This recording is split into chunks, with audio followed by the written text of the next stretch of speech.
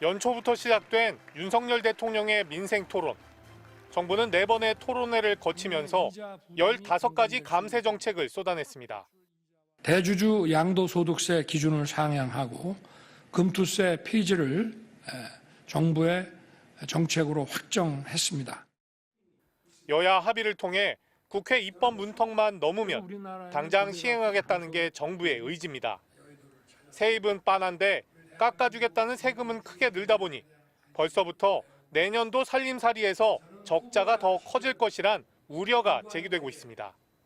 기업 투자 확대를 위해 임시투자세 공제 1년 연장, 내년 시행될 예정이었던 금융투자소득세 폐지, 거기다 증권거래세 인하까지 당장 내년에만 5조 원가량의 세수가 줄 것으로 예상됩니다. 여기다 대통령이 직접 언급한 상속세 완화까지 도입되면 세수 감소는 더 확대됩니다.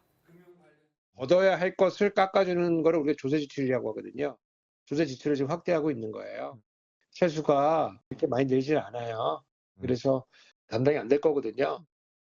최상목 경제부총리는 오히려 이번 감세 정책이 세수 기반을 강화하는 방안이라며 선을 그었습니다.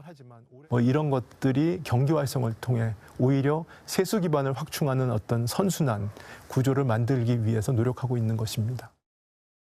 정부가 건전 재정을 하겠다며 목표로 내세운 내년도 적자는 국내 총 생산의 3% 수준. 하지만 각종 감세 정책이 잇따르면서 적자 폭은 이보다 더 커질 것으로 예상됩니다. MBC 뉴스 박진준입니다. 집 많은 사람들이 내는 중과세, 주식 부자들의 금융투자 소득세, 그리고 기업들에 부과되는 법인세. 모두 윤석열 대통령이 올 들어 줄이거나 없애겠다고 약속한 세금들입니다. 중과세를 철폐해서 서민들이 또 임차인들이 혜택을 입을 수 있도록 만들겠습니다. 연간 2만 명 남치대만 해당하는 상속세까지 낮춰야 한다고 했습니다. 기업들의 가업 승계에 부담이 없어야 주가가 오르고 1,400만 개미들도 이득을 볼 수 있지 않냐는 겁니다. 큰 기업들 도와주고 어려운 사람 힘들게 만드는 거 아니냐. 그런 얘기들은 거짓 선동에 불과하다는 것을. 한 달 새 정부가 발표한 감세와 현금성 지원 등 관련 정책만 모두 20여 건. 세수 감소에 올해 나라 빚이 92조 원까지 늘어난다는 전망이 나오는데 대통령실은 민생 활성화와 경기 부양, 국민의 자산 축적을 이유로 들지만 다른 측에선 부자 감세, 총선용 선심성 정책이라는 비판이 맞서고 있습니다. 야당은 대통령의 말이 시장 혼란을 부추긴 원인이라고 직격했습니다. 총선용 정책을 쏟아내도 역효과만 나는 가장 큰 이유는 코리아 디스카운트의 가장 큰 원인이 윤석열 대통령과 이 정부에 있기 때문입니다. 한국 경제의 최대 리스크입니다. 비판이 확산되자 대통령실은 당장 상속세를 어떻게 하겠다는 건 아니라며 한 발 물러섰습니다.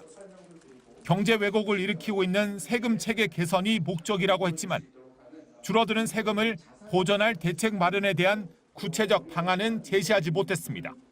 각각의 세금 중에서 좀 더 경제적인 왜곡 현상이 심하면서 세수를 크게 감소시키지 않는 부분들의 세원을 발굴해내고 있고요. 대통령실은 선거가 있는 해에는 정부가 아무것도 하면 안 되냐고 말합니다. 3월 초까지 남은 민생 토론회는 6, 7차례.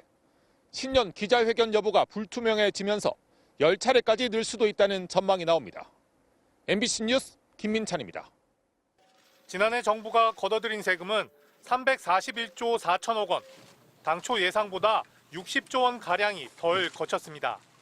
당장 예산은 집행해야 하다 보니 결국 정부가 손을 벌린 곳은 한국은행입니다.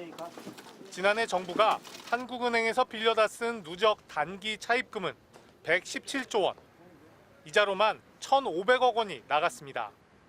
세수가 줄었어요. 아무튼 세수가 줄면 지출고 조정을 하든가, 근데 지출고 조정도 잘 안 됐어요. 현행법상 정부는 급전이 필요할 경우 액수와 기간을 정해 한국은행에서 일시적으로 대출을 받을 수 있습니다. 직장인들의 마이너스 통장 같은 겁니다. 정부가 채권을 발행하면 재정 상태가 드러나는 반면 단기 차입금은 잔고만 공개되다 보니 월말에 통장만 채우면 그만입니다. 정부로서는 부담이 없는 겁니다.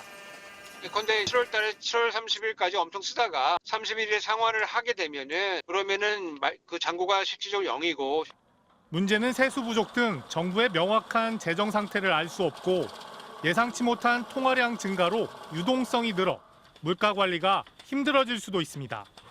돈을 내주는 한국은행도 이런 문제를 알고 있습니다. 60일 이내에서는 효율성을 더 높이는 장점도 있습니다. 다만 이것이 연속적으로 계속 빌렸을 경우에는 기조적이 될 수 있다는 문제가 있습니다. 올해 열린 첫 금융통화위원회에서는 정부의 일시대출 사용을 제한하는 문제가 안건으로 올라왔습니다. 차입 상환 일정, 규모 등 규정을 강화하자는 논의가 이루어진 것으로 전해졌습니다. 기획재정부는 한국은행의 차입 규모가 늘어난 것, 세수 부족과는 직접 연관이 없다고 해명했습니다. MBC 뉴스 박진준입니다.